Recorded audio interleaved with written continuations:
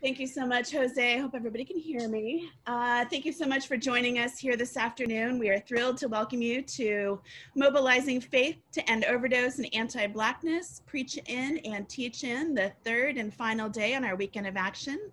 For those who are not familiar with Faith and Harm Reduction, we are a collaborative project of the National Harm Reduction Coalition and Judson Memorial Church in New York City, a member congregation of the United Church of Christ. As a national collective of faith and community leaders, we mobilize spirit, connection, and power in partnership with people who use drugs. We were born of the understanding that there was a call to build bridges between harm reduction and faith communities in order to develop leadership, strengthen harm reduction advocacy efforts, and build environments supportive of harm reduction in policy and practice. As a collective, we have arrived at the following mission, which guides the spirit of our work. Faith and Harm Reduction co-creates a justice movement which connects people who use drugs, people who do sex work, and communities of faith through the development of harm reduction-centered spiritual resources, ritual support, and spiritual care. Today's webinar, like all of our efforts, is very much a work of love and was made possible by an incredible team of panelists, technical and ritual support, and our co-sponsors. Today, our conversation will be led by an incredibly impressive list of harm reduction leadership from across the country, including Reverend Sarah Hal Miller from Green Street Methodist Church in Faith and Harm Reduction, Malika Lamont from Vocal Washington and Public Defender Association, Katrina Johnson from Vocal Washington, Biz Berthy from Vocal New York, Asia Betancourt from Vocal New York, Jessie Lee Dunlap from Down Home, North Carolina, Michelle Mathis and Karen Lowe from Olive Branch Ministries, Robert Suarez, Urban Survivors Union in Vocal New York, Nina Schwartz, Urban Survivors Union, and Blythe Barnow, Faith and Public Life and Feminary. Following the panelists, there will be a time for questions and answers, and we will wrap up our time together with a benediction by Karen Lowe of Olive Branch Ministries. In addition to our panelists, the support of our co-sponsors is an invaluable gift. I would like to thank Urban Survivors Union, Faith and Public Life, the United Church of Christ, especially their overdose and drug use ministries, Vocal Washington, Vocal New York, Down Home, North Carolina, and Olive Branch Ministries. And of course, the biggest thank you is owed to Faith and Harm Reduction's National Leadership Collective, whose vision and shape all of our movement building, including contributions by, and I feel it's really requisite to name folks who are doing this work and doing it as an act of love. Jose Martinez, Marilyn Reyes, Reverend Sarah Hal Miller, Blythe Barnow, Terrell Jones, Reverend Dr. Orisha Bowers, Elizabeth Brewington, Chris Purnell, Michelle Mathis, Reverend M. Barkley, Jess Tilley, Louise Vincent, Albie Park, Malika Lamont, Katrina Johnson, Hill Brown, Kimberly Buck, Robert Suarez, Nina Schkartz, Dr. Andrew Bell, and Jess Cochran. This webinar is very much a reflection of their spirit, their love, and their commitment to our collective belief that liberation is possible together. So thank you, and to all of you joining us in this movement, we welcome you. Before I turn it over to Robert Suarez and Nina Schwartz from Urban Survivors Union, I would like to begin with a prayer for social action adapted from a piece by Susie Kisber. And this is, you'll be able to find this in our new Spirit of Harm Reduction toolkit. So please join me. May we have the strength, wisdom, and clarity of vision to use our power to work towards bringing peace and an end to oppression of all kinds. May our rhetoric of inclusivity not be mere words. May we actively engage in dialogue and action to end discrimination and prejudice. May we work towards creating a world where no one is subject to inferior education that renders marginalized people and histories invisible. May we nurture local and global economies that foster sustainable growth and end hunger, homelessness, and inadequate healthcare. May our prayers find feet, leading us toward the healing our hearts long for. May our journey create a path for future generations, one of non-judgmental compassion, hope, and love. May we strive always to reduce harm, empower others, and reach outward while reflecting inward. May we measure success not on our own scale, but on those who have achieved greatness in their own way and in their own time. May we, our loved ones, and those we serve be protected from harm and find moments to nourish and cherish one another. May we offer each other understanding and support as we travel on our sacred journey of Tikkun Olam, repairing the world. Amen. And with this, I would like to pass it off to either Robert Suarez or Nina. I'm not sure who's going to take the lead first, but thank you so much. Thank you.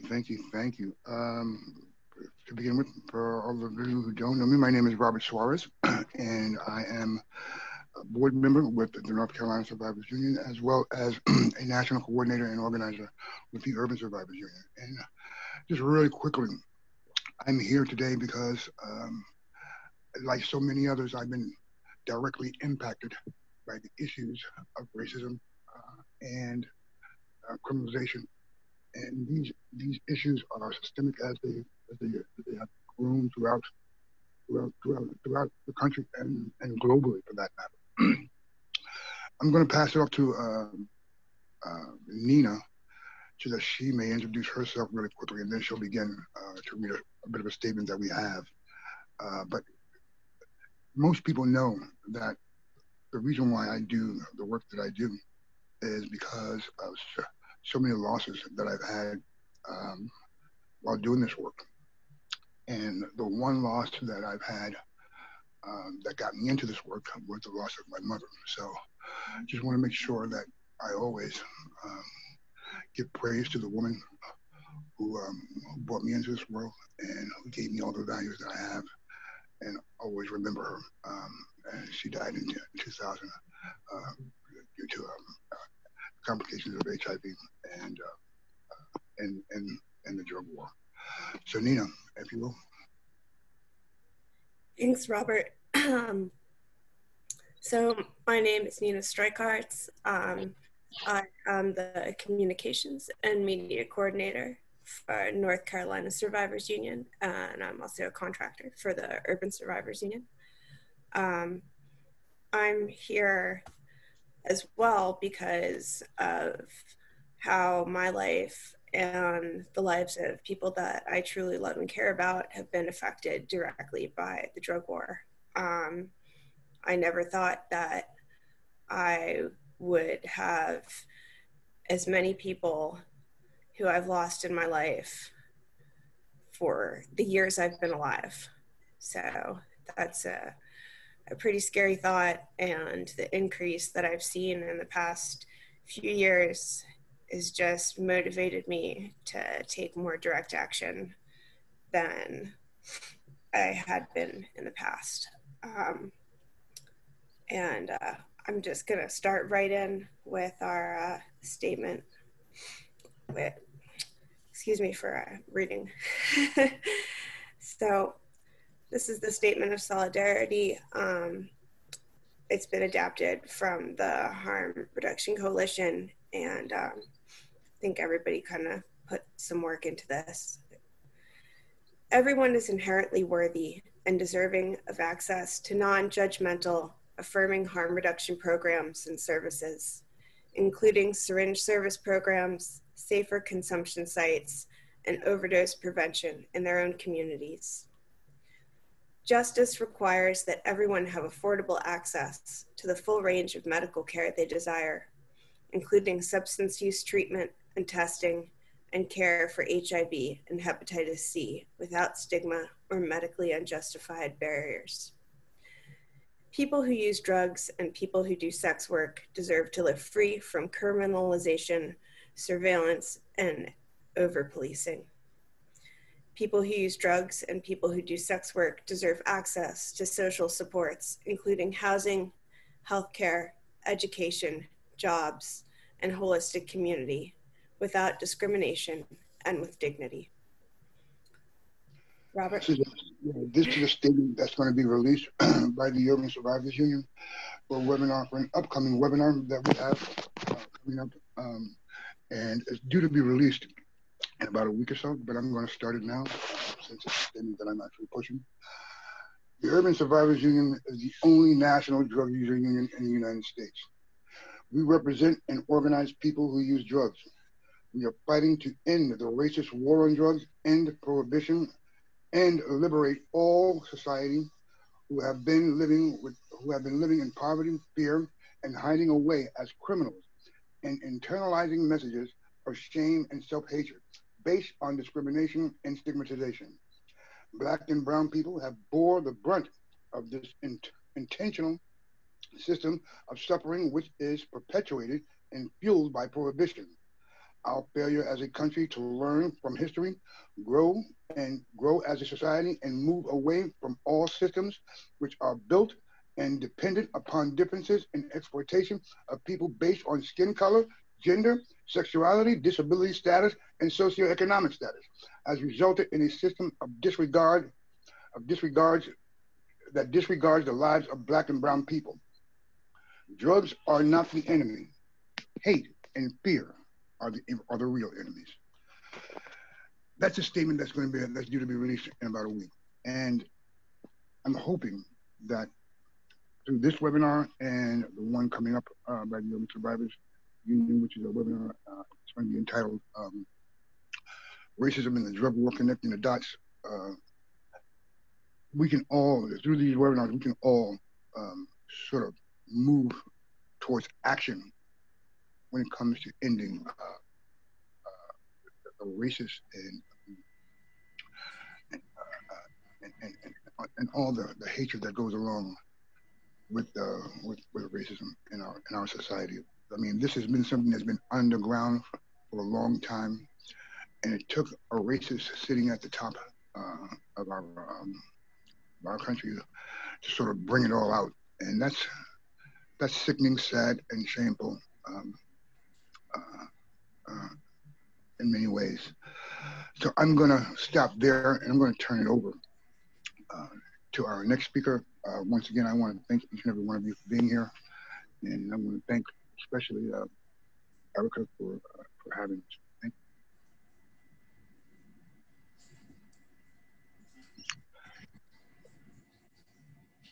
So I would love to welcome Reverend Sarah Howell Miller for the preaching portion of today. Thank you, Erica, and thank you, Robert and Nina. I'm so glad to have everybody here today. Just to name a few things before I start, we are here to address overdose and anti-Blackness, and I am white and I'm not someone who has ever identified as a drug user, though there's, of course, a longer conversation about how we define that. But I'm here because I married into harm reduction. My husband is a veteran, so to speak, of the war on drugs, and as a person with lived experience of overdose and thankfully overdose reversal. He now runs a syringe service program that is housed at Green Street Church in Winston-Salem, where I am a pastor. And several years ago, the Faith and Harm Reduction family sort of adopted and started educating me. And so I'm very grateful for their hospitality and patience with me as I've learned. And I am a full convert to harm reduction and have become a bit of an evangelist for it. So I'm grateful to be here today. And what came to mind as I prepared today was a story from the book of Matthew, chapter 15 in the Christian Bible. And here we hear one of many stories of Jesus of Nazareth clashing with the religious leaders of his time. And at issue in this particular exchange is the question of adherence to certain purity laws and why Jesus' disciples insist on breaking them, and especially when it comes to regulations about eating and ritual cleanliness. And to their critics' hand-wringing, Jesus simply replies, "Listen and understand. What goes into someone's mouth does not defile them, but what comes out of their mouth, that is what defiles them." As I said, as a white non-drug user, I was raised in a system that conditioned me to condemn people for the substances they put in their bodies. I was raised in a system that implies that people are dirty when it insists that they get clean. I was raised in a system that then condemns itself with the shame, blame, and discrimination that comes out of it. In this story, Jesus breaks things down a little further. Don't you see that whatever enters the mouth goes into the stomach and then goes out into the sewer? But the things that come out of a person's mouth come from the heart, and these defile them. So what comes out is what defiles, and what is in the heart determines what comes out. And we would all do well to examine today what is in our hearts when it comes to overdose and anti-Blackness. But here's what I'm not here to do today. I am not here to say that overdose and anti-Blackness are heart problems in an individual sense. I am not here to reduce the deadly problems of overdose and anti-Blackness to personal attitudes. Yes, all of us, whether we use drugs or not, whether we are Black or not, need to examine what is in our hearts and what comes out when it comes to stigma and white supremacy and performative allyship. But we can do so only if we also examine and change what is in the hearts of our institutions, from our churches to our medical establishments, from our drug policies to our criminal justice system, from social services to drug treatment to housing and more. What is in the heart of these institutions determines what comes out, and what comes out has long been deadly to people who use drugs and to Black people in this country. At our Faith and Harm Reduction webinar this past Thursday, Alexis Plus of Truth Farm gave us a metaphor from her experience as a licensed engineer. She said, when you have a building with a foundation problem, it doesn't matter how much you fix up the other parts of the house. If you don't address the issue with the foundation, the situation will never substantially improve. And Alexis is clear that the foundation of the war on drugs is racism. This is the heart of the multifaceted institution of American drug policy: racism, xenophobia, and anti-Blackness, that is to say, white supremacy.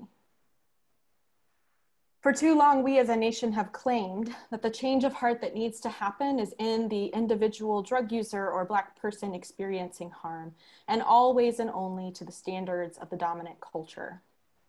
But if conversion is needed on the part of these intersecting and oppressed groups, it is a conversion from oppression to liberation. Brett McCarty is a seminary classmate of mine who is now doing research at the intersection of theological ethics and population health. And he's been working with churches in Southwestern Virginia and Northeastern Tennessee who want to address overdose and substance use in what's called the Tri-Cities area, a relatively rural area. Through the story of one former drug user, McCarty demonstrates the need for people who use drugs to be converted, not necessarily to sobriety, though that can be part of the picture, but converted to embodied agency. On this person's journey, a local church supported her, and what McCarty observed was that the church too needed to be converted from stigma to solidarity. So what might it look like for our faith communities to be converted to solidarity with people who use drugs and victims of anti-Blackness? It looks like a change of heart that gets down to the racist foundations on which our institutions are built. So back to that interaction between Jesus and these religious leaders, what we're seeing is an argument over what today we might call law and order. Jesus calls these visibly religious people to convert, not to a different religion, but to a more humane observation of their own. Jesus is calling to them to attend to the heart of the law, to the spirit of the law, embodying what we read in 2 Corinthians 3, for the letter kills, but the spirit gives life. So in my tradition, we often metaphorically equate spirit with breath. And in a country when Black people continue to cry out, "I can't breathe," in a world where overdose stops the breath of too many of our beloveds, in a year when COVID-19 ravages respiratory systems and disproportionately claims our Black and brown siblings, in this time and place, we need the breath of a spirit that converts individuals to embodied agency and institutions to justice and solidarity. We need to repent of a status quo that makes drug involvement coupled with Blackness probable cause for a knee on a neck in Minneapolis and a no-knock warrant in Louisville. We need a change of heart when our beloveds are charged with depraved heart murder under death by distribution laws, or denied a heart valve when suffering from endocarditis again, or depicted as diseased at heart by those who stand on a rotten and racist foundation. So friends, let us commit today to getting to the heart of things, so that what comes out might be justice and liberation and love for and from and through all of us. Let us be led by a spirit of harm reduction, so that all people might breathe freely. Amen, and thank you. And now I believe we get to turn it over to some of our colleagues from Vocal New York for our teach-in. Thank you, Reverend. I really appreciated that. That was beautiful. First of all, sorry everyone, but I did have to take my camera off because my internet has been really unstable lately, and I find that when I take myself off camera, people can actually hear me clearly. So that's just a compromise I'm making today. So I was asked to give a very brief history of the drug war for you all the attendees. I was joking with Erica that is like sort of impossible to give a brief history, but I'm going to try my best just because it's just so expansive. But really, for over a century now, the state has used American drug laws as a tool of racial and class oppression, not as a tool of safety. And when we look at this history, that becomes really apparent. And really, it also reveals that this is a war on people and not a war on drugs or any particular substance, right? So really, as early as the late 1800s, we can start to see sort of the war on drugs begin to bubble up in American consciousness. In the late 1800s, Black people and then immigrants, primarily Chinese and Mexican immigrants, were beginning to be used as scapegoats to justify drug prohibitions. So throughout the 19th century, cocaine, heroin, and marijuana were commonly used. And they were used by upper class white folks.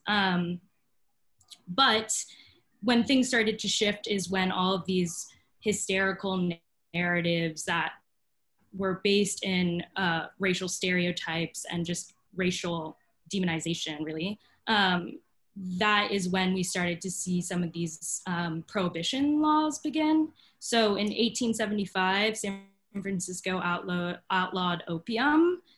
And then by 1909, we had the Anti-Opium Act, which made it a federal offense to have opium or to smoke it. But mind you, of course, in this Anti-Opium Act, there were specific clauses that were carved out to protect rich white people that were using opium. So they were the exception, of course. Then a few short years later, in 1914, we had the Harrison Narcotics Act.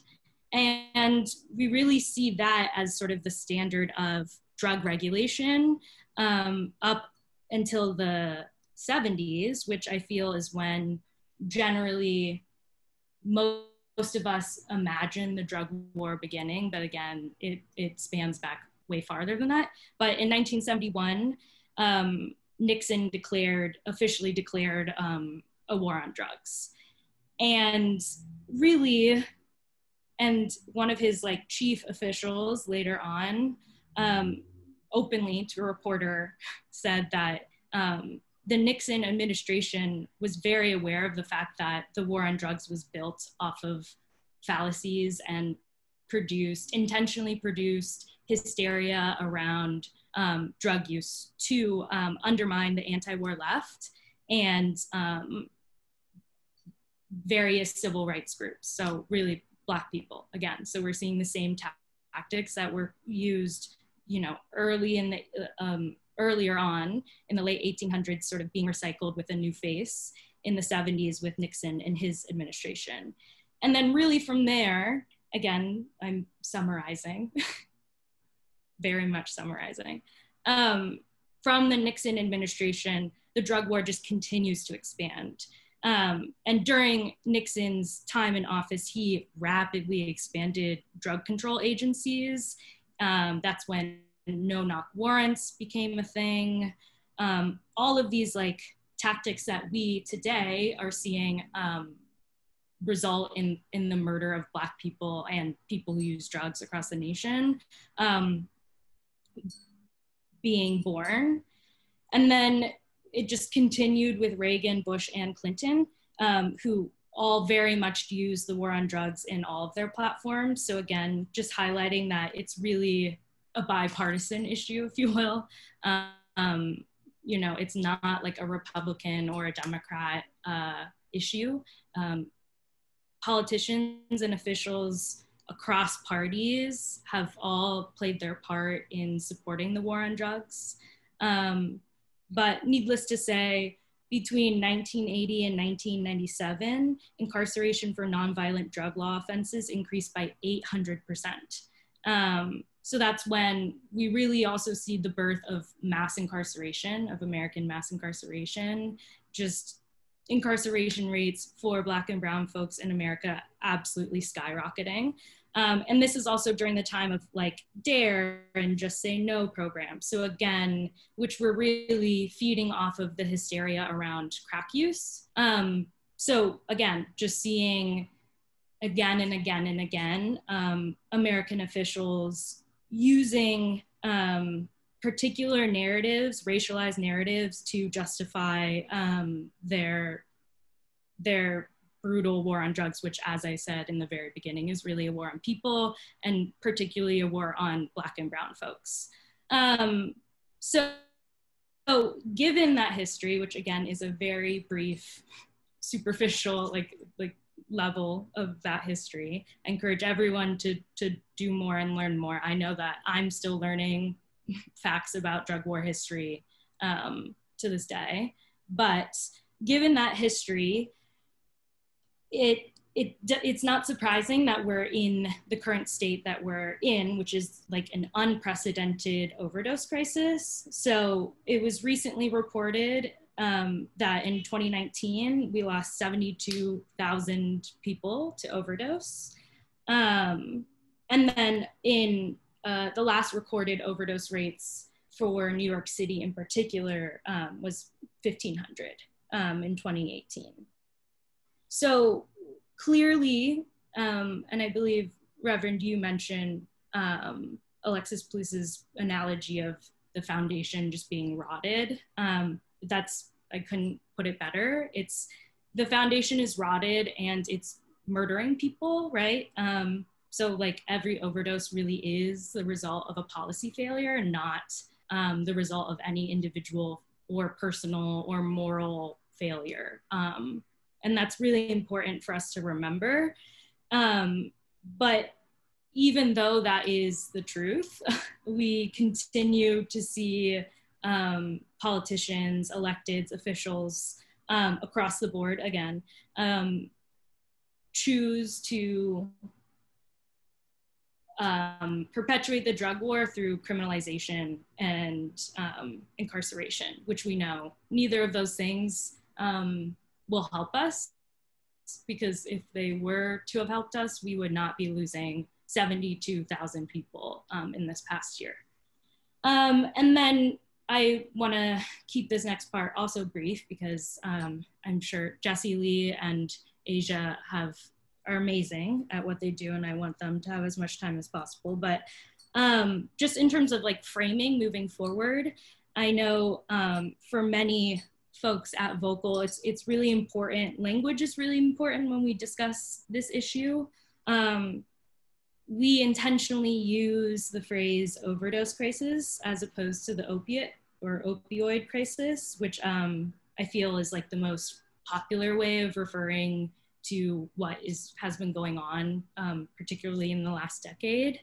And the reason why we intentionally choose overdose crisis as opposed to opioid crisis is because it's for a few reasons. One, it's inaccurate, because really the majority of overdoses are actually the result of poly drug use, so not just opiates. And that's really important. And I think most people don't know that. And in a similar way, it's also like almost as a phrase itself, like a rhetorical tool of the drug war that the state can use over and over and over again, right? So like we call an opiate crisis, and that places the blame on the substance, when again, as I said before, it's really the result of policy failures, right? And like at the end of the day, what we're dealing with is death, right? This is like a crisis of mass death. So to call it an opiate crisis is really not accurate. And it's also, I feel, a way for the state to like distance themselves from the responsibility of all of these deaths.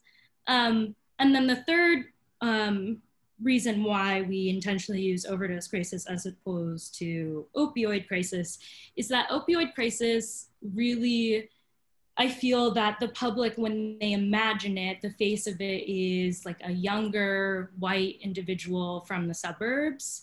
And that also is like a very overly simplistic and harmful narrative to describe what is actually going on.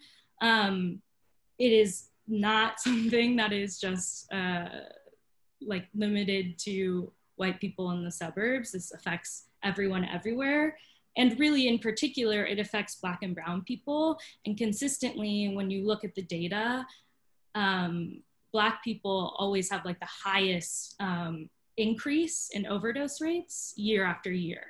So it's really important that we try to combat these narratives, even in small ways like using specific language, so that we can actually work towards ending the war on drugs.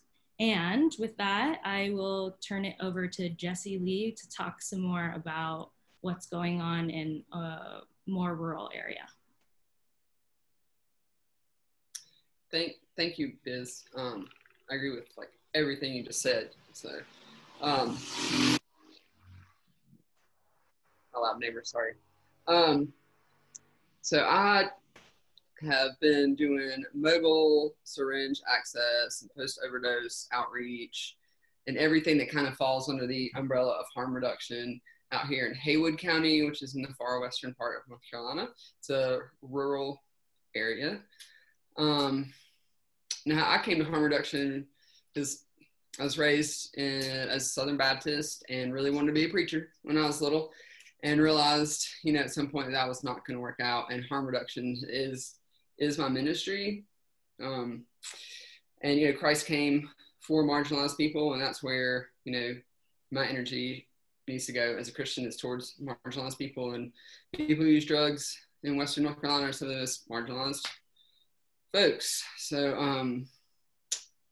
and I learned a lot. I learned pretty much everything about that I know about harm reduction from Hill Brown. I know that they were mentioned at the start, and like that is someone that I deeply love and admire.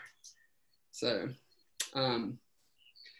to specifically get on the rural stuff and like the challenges faced out here with, you know, overdose, is that, you know, isolation, in addition to these policy failures, isolation is a big old contributing factor to overdoses, you know, right?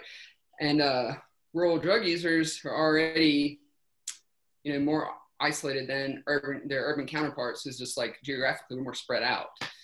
And there's little to no public transportation in places like Haywood County. And even where you have a sidewalk, if it exists, there's no short walking to anywhere, so you can, like, you know, be with someone while you use, you know. And all this existing isolation has been intensified by COVID. So those are some challenges that are unique to, you know, this rural setting. And one way of addressing that I'm working on currently is partnering with Louise Vincent to start a drug users union for Central Appalachia. So we're looking at doing that. And we also have a like harm reduction helpline that we are in the middle of staffing with volunteers. And that's in, both of those things are in coordination with the North Carolina Harm Reduction Coalition. I actually just left the North Carolina Harm Reduction Coalition to come over to down home North Carolina. And so we have this existing partnership that is sort of going to keep on working on some stuff out here together. And then it's like in relation to anti-Blackness and addressing that out here, we have a 2% Black population that is exponentially more likely to end up in the Haywood County Detention Center. And I learned that those statistics actually blew my mind when I got them, and they're from the Vera Institute. And I'm actually going to put the link to that in the chat box here. So that is, you know, something I'm trying to bring to the attention of elected officials and anybody who'll listen, you know, about this data, because it's, you know, this is definitely a white supremacist stronghold out here, and helping white, you know, these disenfranchised Appalachians, white, you know, poor white folks understand how much they have in common with Black folks is one of the goals that we have as well. And so if there's a book that I'm rereading right now, it's called Hillbilly Nationalists, Urban Race Rebels, and Black Power, Community Organizing in Radical Times. And I recommend that highly to anyone interested in seeing like how in common, you know, poor white folks and Black folks have it. So thank you. I think that's going over to Asia now, or is it going back to Biz? Yeah, I was gonna turn it over to Asia to really talk about, to bring us like really to the most present, which is yes. COVID, because she has a lot to say about it.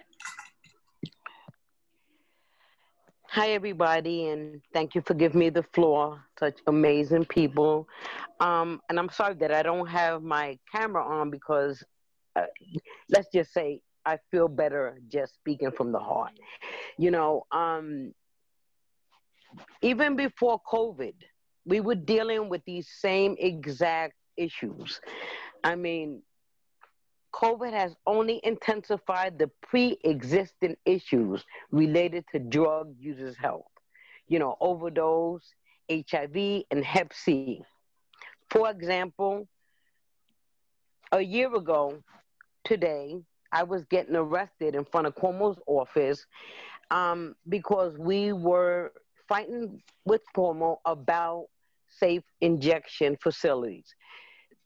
The issue is, had these issues been dealt with ahead of time, this would have been one less thing we had to worry about during COVID.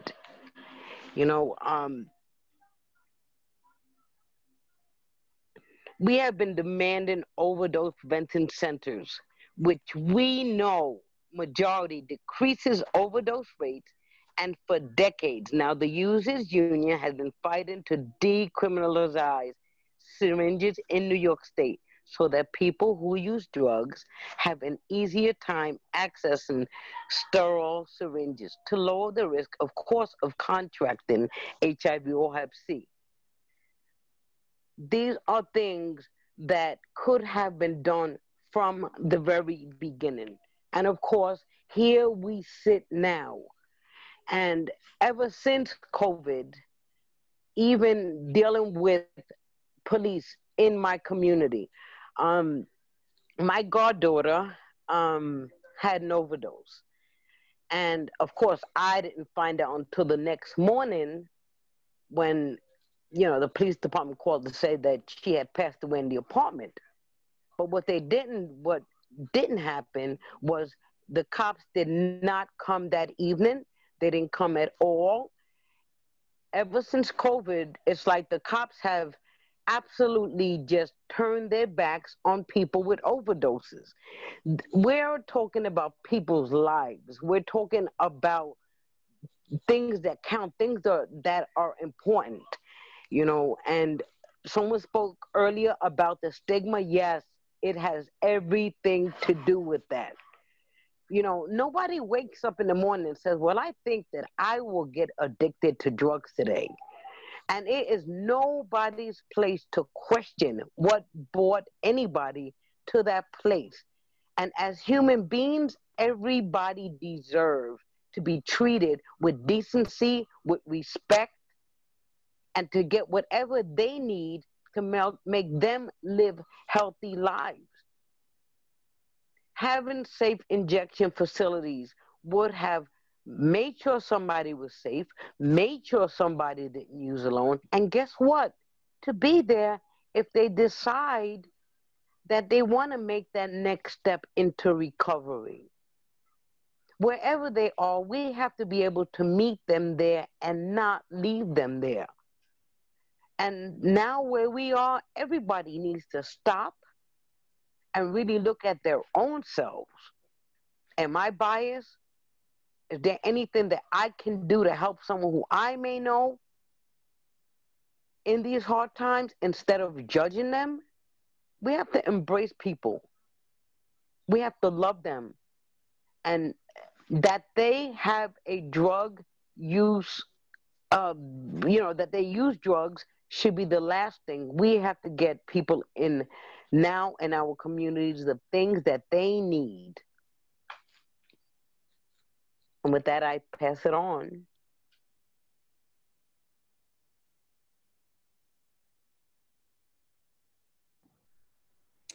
Thank you so much. So unless there's anything else from Biz or Jesse Lee at this point, I think we were going to start shifting the conversation to thinking some about kind of solutions and strategies, and especially, as where we're thinking kind of with an ear and an eye towards, ways in which communities of faith can engage in this movement. So I would like to welcome Malika, Lamont, and Katrina Johnson, and I'll let you wrestle it out between yourselves about who goes first.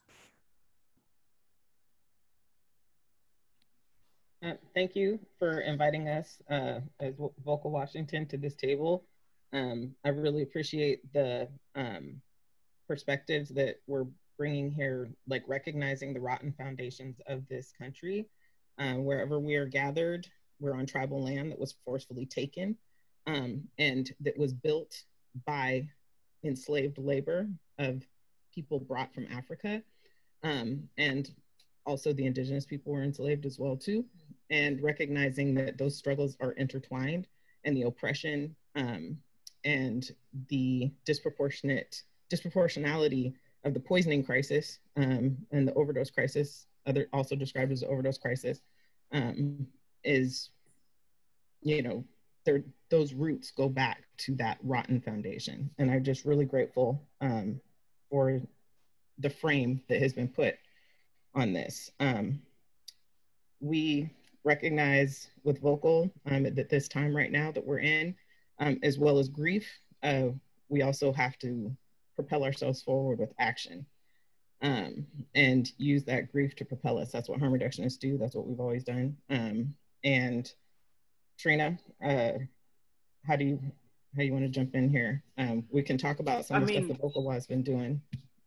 We can definitely do that, but I want to say when we start talking about having an ear for what communities of faith and faith-based organizations and leaders can do, it's time with not only COVID, but the movement that is happening around the nation right now against police brutality and drug user rights and things like that.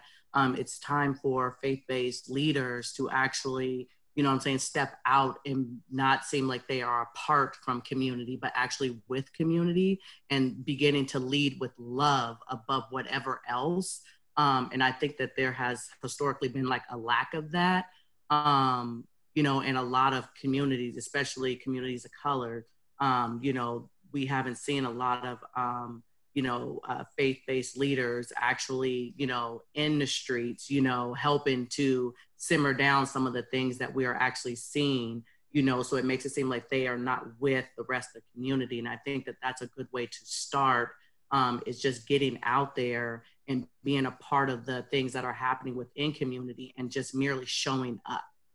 And we're not talking about necessarily agreeing, but showing up, you know what I'm saying, and finding out where that common ground is, where's that middle ground to where we can actually, you know, serve, right? And I think that that's a way to start, you know. And also, I mean, as a person who lives in an area that would be characterized as rural, the ways that oftentimes faith leaders are the people that are going to move forward harm reduction interventions in the more conservative and more rural areas. And the ways that we've seen that they have shown up. I live in Thurston County, Washington, and in the counties south of us, you know, and I ran a syringe exchange here for 13 years, and we served 6 counties that had like 7,000 square miles. So it was not very populated. And so I think that, you know, the places where people are showing up and implementing our interfaith works in our local area, that is an organization that runs the only low barrier shelter that we have.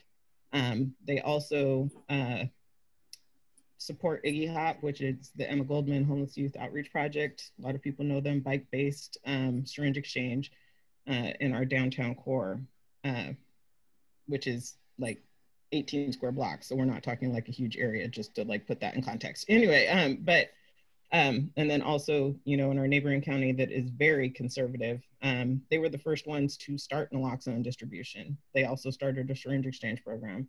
And now they have copied a model of a clinic that I helped open here that's a low barrier buprenorphine clinic to make sure that people in these more rural areas were able to access treatment. But it's also, I had to step out of myself and engage with people that I didn't think were necessarily going to be, you know, an ally, let alone an accomplice.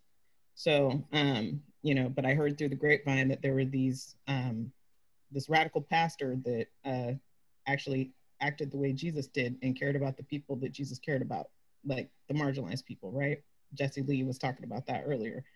And recognizing that that was somebody that we could like join forces with.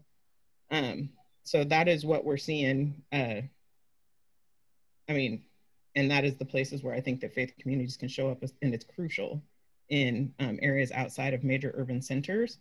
But we also, and that's something that really encourages me about this faith and harm reduction movement, is watching that nexus point start to come together around holding faith communities to the values that they say that they support, and helping them recognize that harm reduction is a way to actually physically embody that in the community. Right, and I think, you know, when we start talking about community organizing, you know, such like what we do for Vocal, is really going into community and getting the folks together to advocate for the things that they want, right?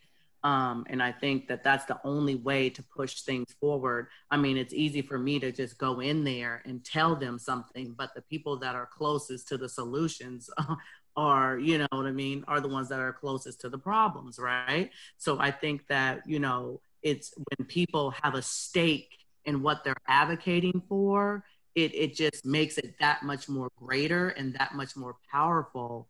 And we can't just sit by and start doing things on behalf of folks, you know, because they know exactly what they want.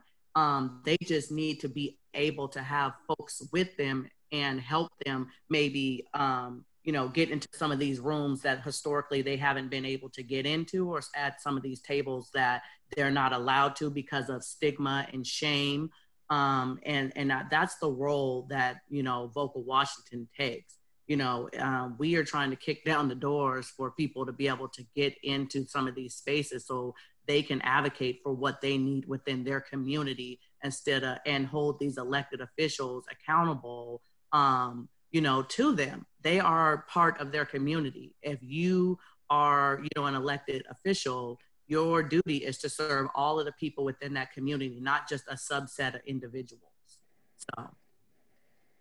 And one of the ways that we've most recently done this is we helped pull together, well, we did pull together a whole series of political forums with the recognition that, you know, our system is operating exactly how it was intended to. It's very harmful and it needs to be dismantled. And that's also not going to happen tomorrow. And the ways that we dismantle those systems is by making the other constituents of those systems recognize how messed up they are, and that they need to become our accomplices in dismantling them. And so it was really unique about the effort that we put forward is we had the formerly incarcerated student union helped co-sponsor this event with us. We also, and it was Vocal Washington, and a group here that we have called Civil Survival, with incarcerated people that work for policy change, Liberate Not Incarcerate Thurston County, and then also our Asset Building Coalition. I happen to be the chair of the steering committee, so that helped facilitate that a little bit. But it was important in that, you know, the way that we view asset building in our area is that it's based on health, like so having a safety net for vulnerable people, having sustainable and healthy food options and access to it, and that we also economic development and security and housing. So those are the ways that we believe that, you know, people are going to be able to build stability in their lives, and that's the way that we approach asset building.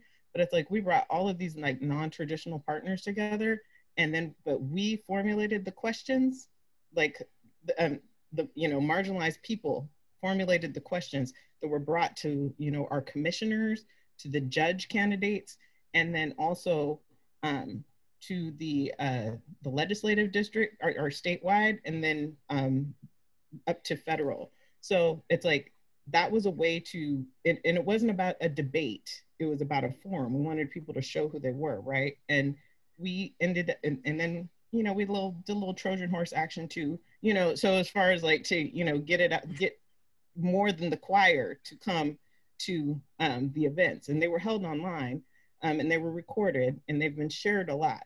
And it raised the level of the political discourse from just, you know, the echo chambers that our communities are finding themselves in that tend to be pretty dysfunctional.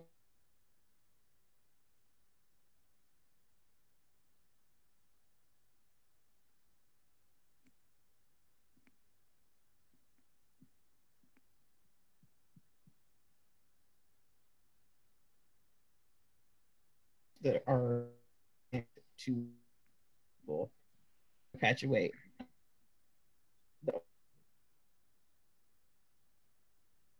Malika, you're freezing a little bit.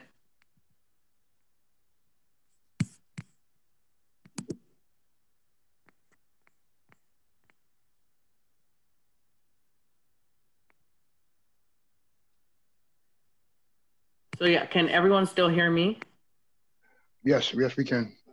Okay.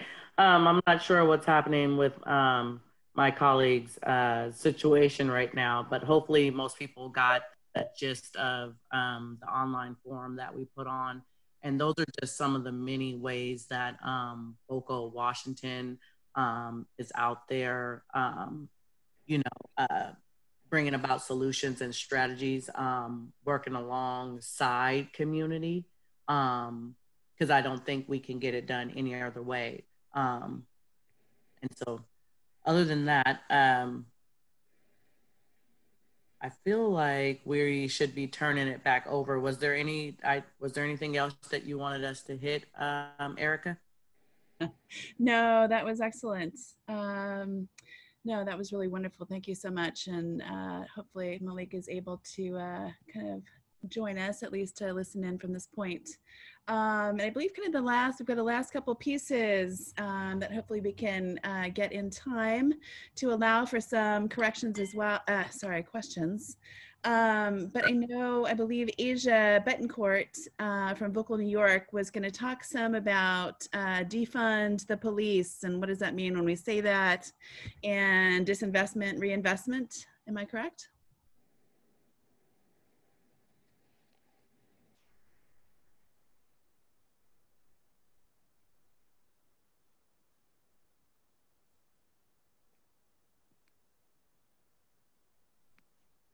Asia, your mic is muted, honey.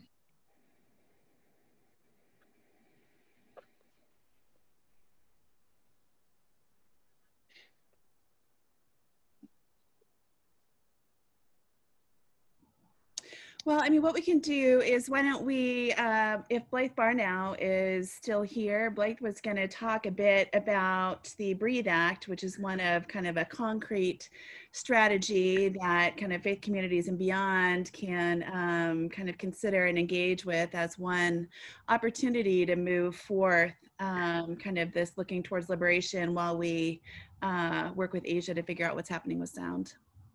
So I'll welcome Blythe. Hi, everyone. So great to be with you all today.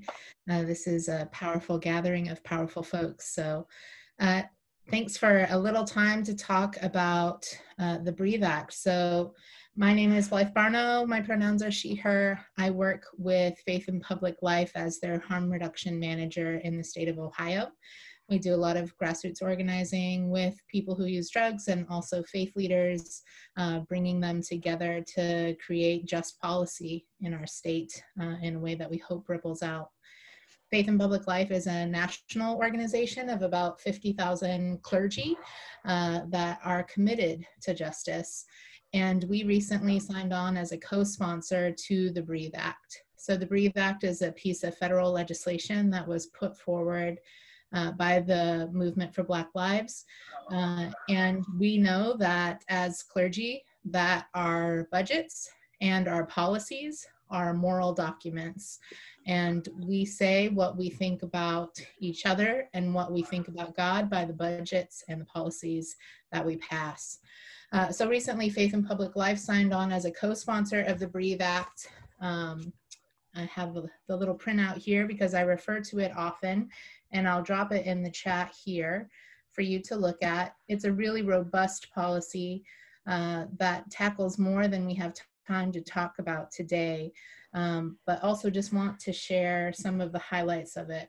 When we talk about the racist war on drugs and the ways that that has rippled out and affected all of our communities, the BREATHE Act really is an interruption to the war on drugs. They do things like eliminating the Drug Enforcement Agency and ICE.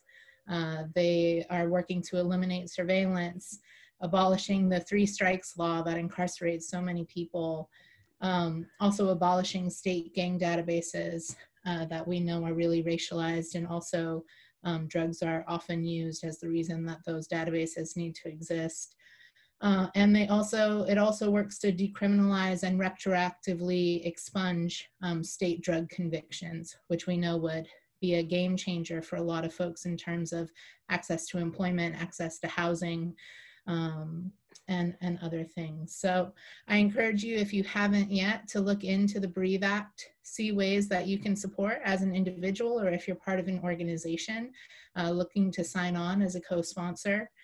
And then I also just wanted to touch base quickly on some of the foundations of our current system and how we get to be involved, and really encourage folks that if you haven't yet, to register to vote and to request a mail-in ballot or an absentee ballot to make sure that you're able to vote and vote early, especially in this time of COVID. We know that the administration is going above and beyond to disenfranchise people for their vote, from their vote, so that they can maintain power.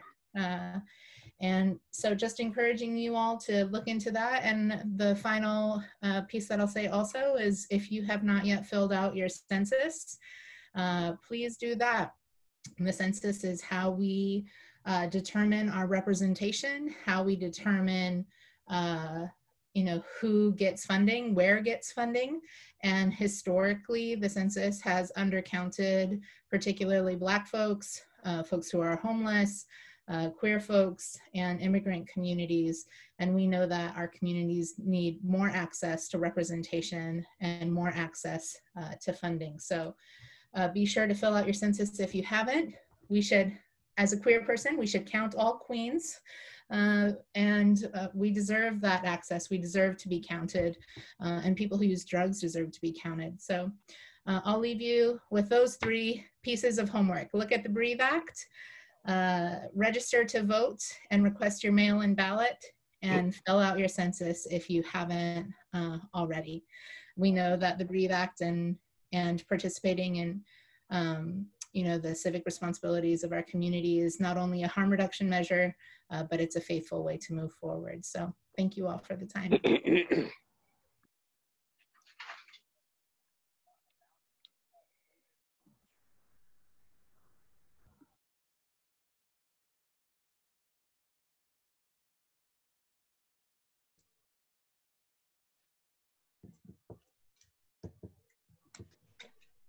Optimistic there when I saw Asia's face that it meant that the audio challenge that was pressing on her had been remedied. Oh, there she is. It is.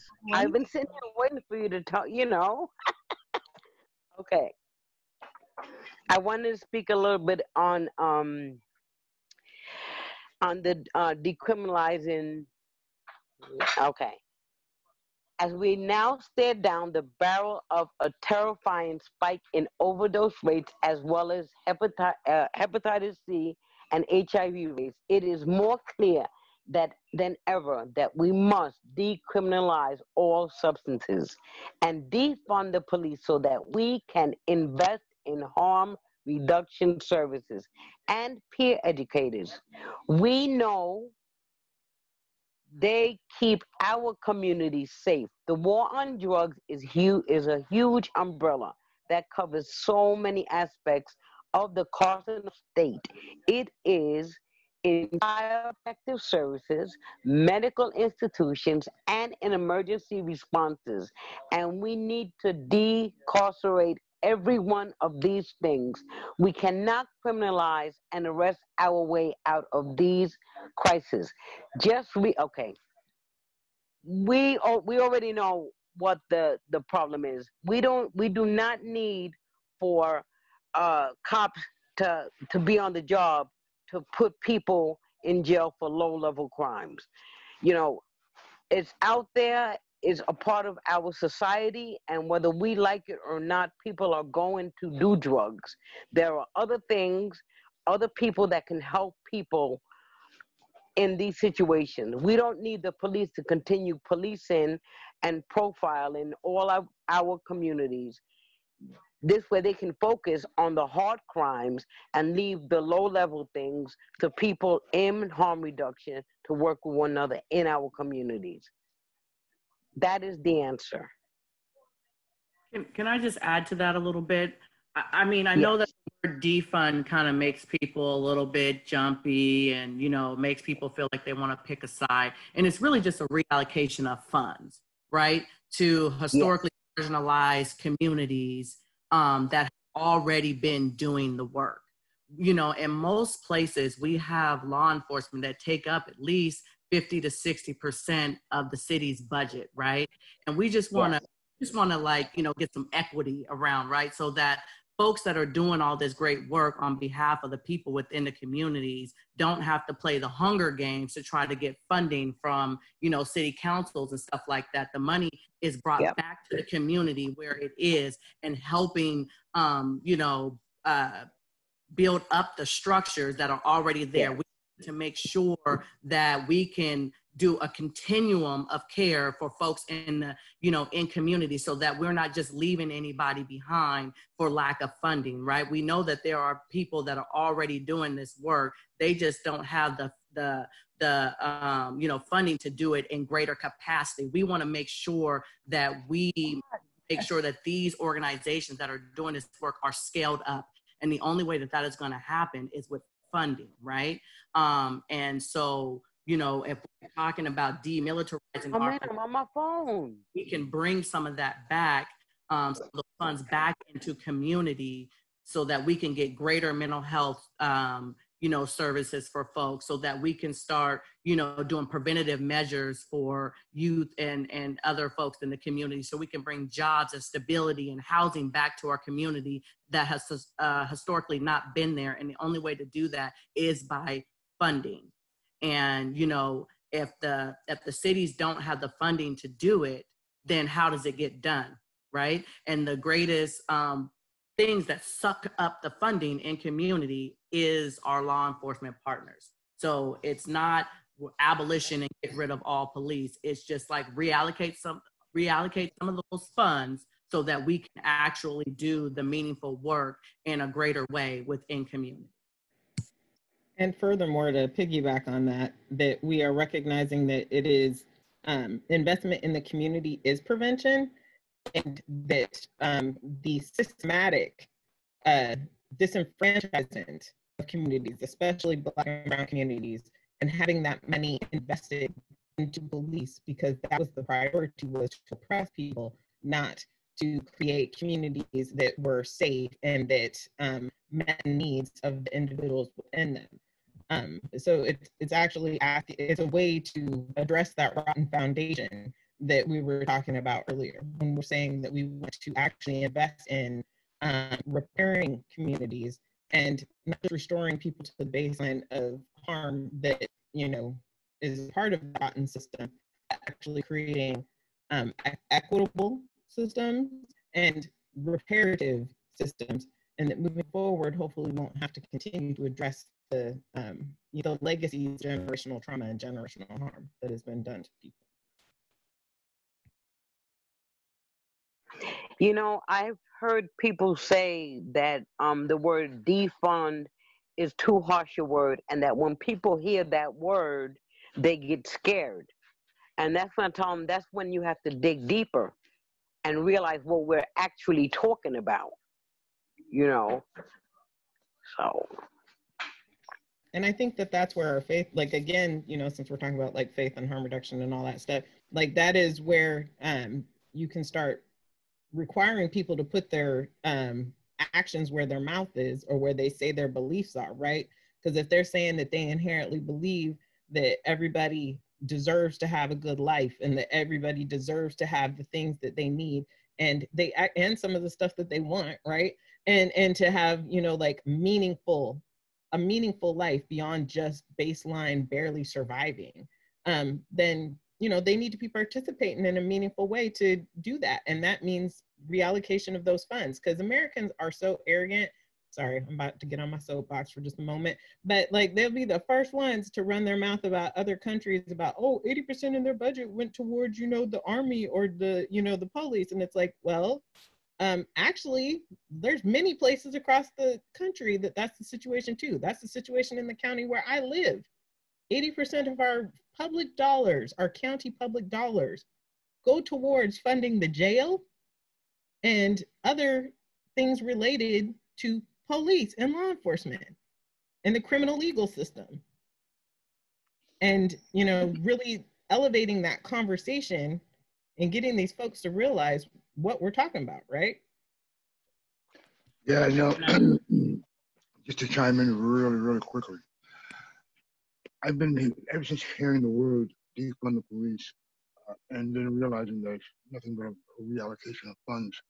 And most of that reallocation has gone back within the police department. You know what I'm saying? None of that money has come out. So in New York, they talked about sort of defunding or taking $1 billion of police budget and reallocating it. None of that money has come out from the police department to go into the community where it's so desperately needed. So it's important to keep an eye on how money is sort of reallocated, or when people start talking about we're defunding certain things, what they really mean. So yeah, I agree with that. The other piece to that, the other thing I wanted to say when it comes to harm reduction, and we sort of touched on other countries. I've had the pleasure of being able to travel around the world and doing a lot of harm reduction work. One of the things that I'm often faced with, or I've often seen is when we and the United States to talk about harm reduction, and then we start talking about it in other countries. I've seen so many people say, you people in America always with these fancy words, harm reduction. And my mouth came out one day and said, well, what do you call it here? And I was talking about this in Geneva. And they said, we call it health. Real simple. It's just simple health. And I think we need to start getting back to some of the basics. In some ways, here is being discussed that harm reduction may have lost their way. And we really need to get back to the work that we're doing for people on the ground. And I am so happy that so many of our faith-based leaders are doing just that. A lot of these Zoom webinars that we've been having have taken away in some ways from the work that we've all been doing for a long time on the ground. And it's unfortunate, but 5 minutes ago, my partner came in and said that we just lost someone else to an overdose 2 blocks away from where I live, right in the front of a bodega. And apparently they are still working on her, but she is gone. And that's because right here in this neighborhood, we lost the only harm reduction agency that we had here. So it's sad and it's hurtful that we are in a time of turmoil. We are looking at so many different things that have caused us to sort of separate, right? COVID has caused us to separate.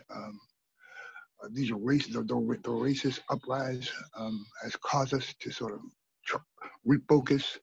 And we're being torn. Our communities are being torn and ripped apart in so many ways by this. We really need to sort of take a laser approach at how we move forward. Otherwise, we're going to continue to lose more and more. I just want to say we really need to refocus our efforts when it comes to who we are as harm reductionists. Sorry, thank you.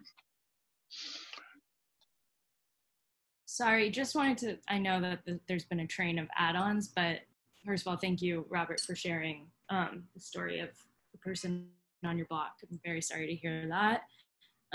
But I think Robert is touching on some really critical things, like returning to the basics and redefining basic ideas of like how we imagine safety, right? Because I think for most Americans, when we imagine safety, the police are involved, even though, as we've all said in many different ways, the police don't keep us safe, right? Like we keep us safe.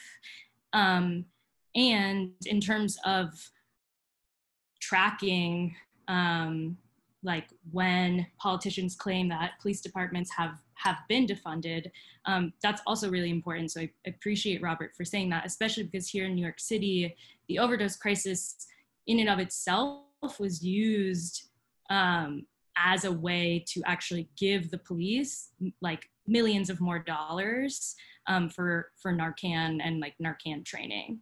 And that's not what we want. Like those millions of dollars would have been better put into the hands of harm reduction agencies. And as Robert said, even beyond agencies, right? Because that's a whole different sort of structure that can present issues in and of itself. Directly into the hands of peer educators and workers who are so often overlooked, even though they continually and historically are the ones who are on the ground doing the hard work and are people who have lived experiences themselves. And there's no one better to sort of engage other people than people who have lived through similar, if not the same thing themselves. So just wanted to add that. I just real quickly, I think that we have to be really strategic and we have to make sure when we are stating our demands that they are actually, really detailed. It's not enough to just defund the police.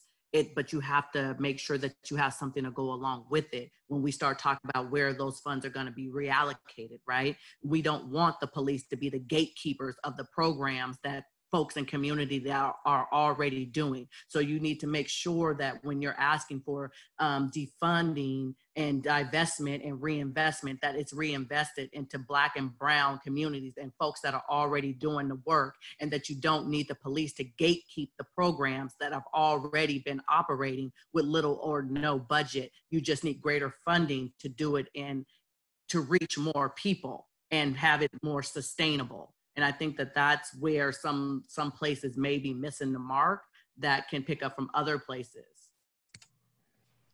And just to piggyback on that, I mean, and also what Biz was talking about is that, you know, often along with the safety situation, especially, for example, oftentimes in more rural areas, the service delivery system is encompassed within a law enforcement agency, such as the prosecutor's office, or, you know, and really making sure that the money doesn't get reinvested into that it gets, as both of you have drawn, you know, pointed out, it needs to be invested in community. It needs to be invested in individuals that are already doing the work, community and organizations that are, individuals and organizations that are already doing the work. Thank you all so much for your thoughts on this and your guidance. Lots to think about when it comes to this. You know, a lot of the stuff that we do is considered controversial. A lot of it is considered in your face, and a lot of it is unpopular. But one thing is for certain, that as we have these conversations, as we have these gatherings, the more information we share with each other, the more ideas that we share with each other, the more lived experience that we share with each other, the more we learn and we can carry back to our own communities. I would like, before we move into question and answer, just to take a moment with the information that Robert just shared with us, to take a breath and to think about the individual that Robert mentioned and all the people that we are called to serve in this work of harm reduction. So if you will, just take a moment.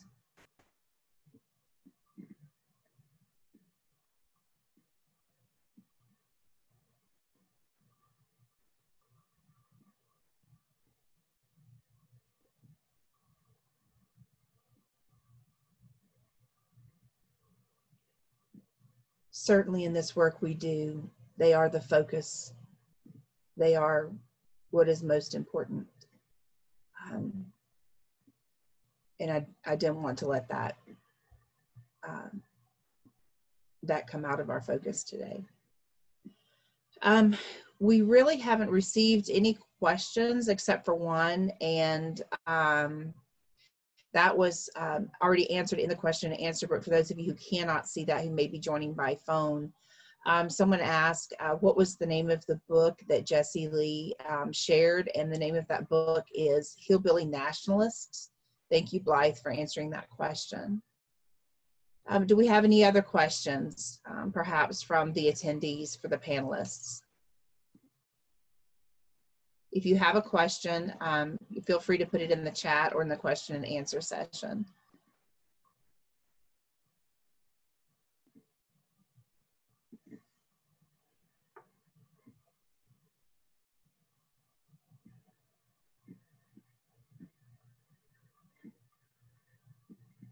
Okay, I'm not seeing any questions.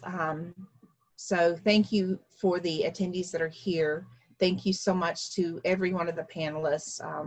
We are so proud at Olive Branch to serve with you in this work. I'm now going to ask that Karen Lowe, who is the co-founder of Olive Branch, to lead us in benediction.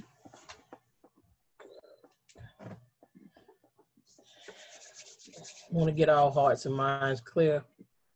We want to take this as an individual call to personal action and personal reflection.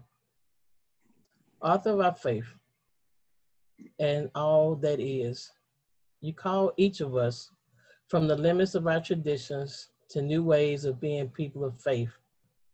From the captiveness of our culture and creativeness, witness for justice.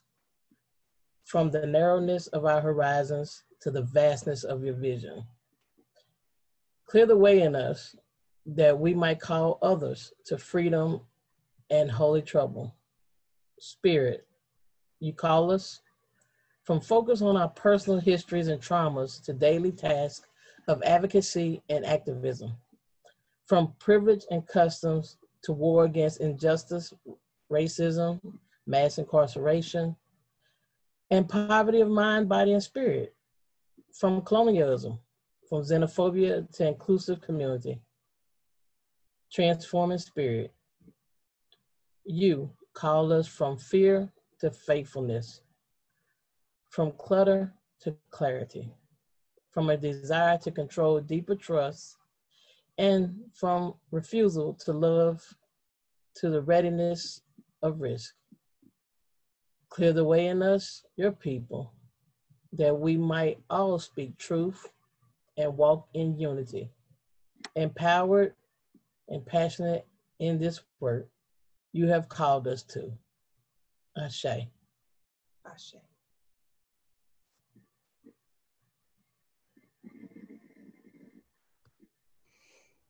Ashe and amen. And thank you so much to everybody for joining us for our incredible team of panelists. I am so thrilled to have be working alongside you in this movement, and just incredible love and respect for you all, and look forward to being in conversation with folks ongoing. So look out for some correspondence from us.